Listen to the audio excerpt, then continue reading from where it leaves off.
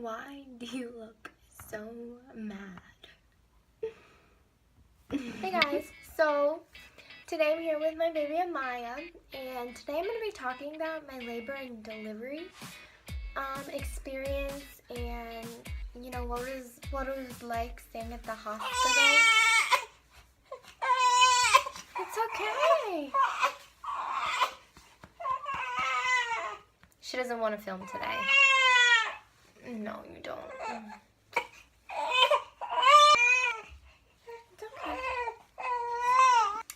Okay, so I'm actually feeding her right now. So I was actually induced because I have asthma, and when I got pregnant with my daughter, my asthma became worse. Like, it was hard to breathe every day, more and more. Like, without me doing anything, I was having a really hard time breathing.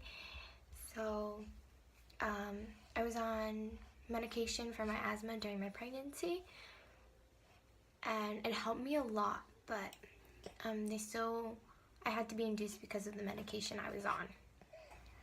So my inducement date was February 22nd, my daughter's birthday, but I was to come in the day before that, so we went to the hospital February 21st to be induced. We went in around like 8 p.m. at night on the 21st of February. I was honestly so not scared or anything, but I was nervous when it came to the time where I had to get my IV in. I'm really scared of needles, so I spent like 10 minutes trying to convince the RN not to give me an IV, and I was like, I won't tell if you don't give me one. She gave me one anyways, and she had to stick me twice because the first time blood didn't come out, so then she had to do it again until blood did come out, and like I was just like done with it already. I'm like, okay. Actually, it wasn't 8 o'clock we went in. We went in about like 6 o'clock. 6 p.m. So yeah, it was about 6 p.m. on the 21st. So, oh, my daughter just pooped.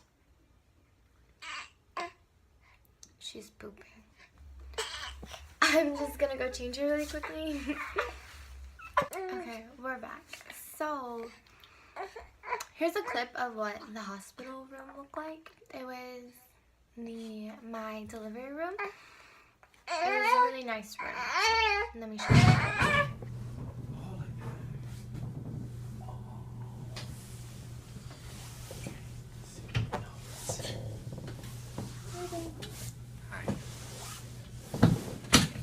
I cannot remember what it was called, but they were giving me through my IV to help me jumpstart into my labor. I remember being very, very thirsty, and I wasn't allowed to go to the bathroom because they gave me a pill which they inserted inside me to help, I believe, thin out my uterus. I honestly don't remember.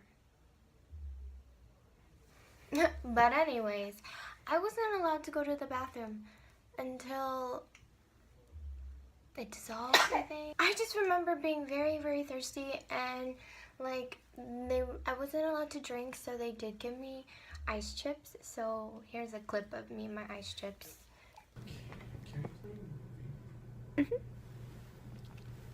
And my IV in.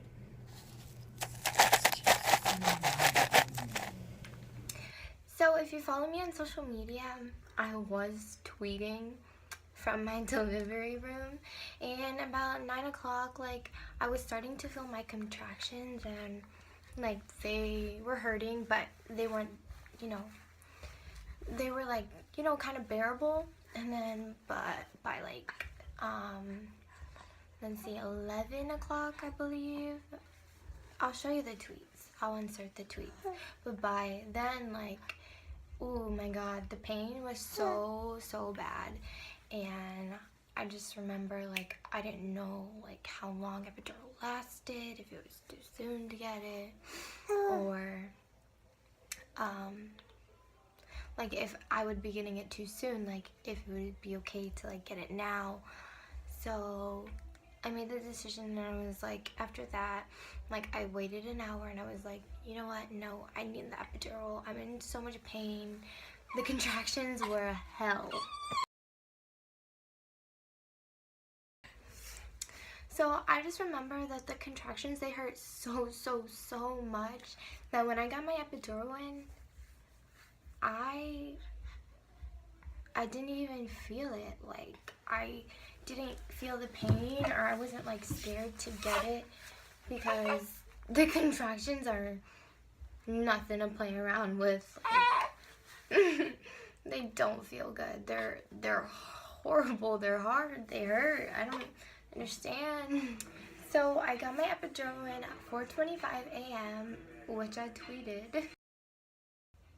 So before I got my epidural in and the contractions were hurting, I was trying to sleep, but I couldn't sleep because the contractions hurt so much. So after I got the epidural, it worked, like, it kicked in really well, like in 10 minutes, I think. I don't exactly remember, but I couldn't feel anything. Like, I felt no pain. And it was awesome, because they're like, you're having a contraction, and I'm like, I can't feel it. So really, everything after that went fast. Like, I remember sleeping because I hadn't gotten any rest, because I was in pain. I was sleeping on my side, and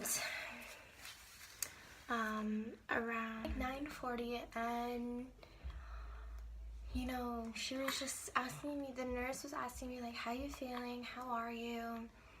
And I was like, I can't feel a thing, like, you know, I'm numb.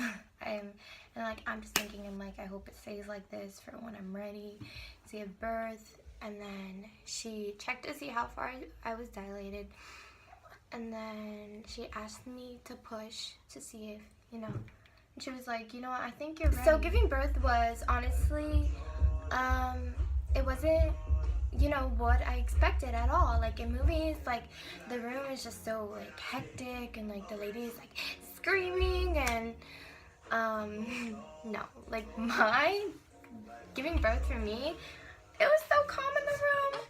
Like, they're like, okay, I'm gonna count, and whenever you have a contraction, I'm gonna let you know, you're gonna push. So there was this one point where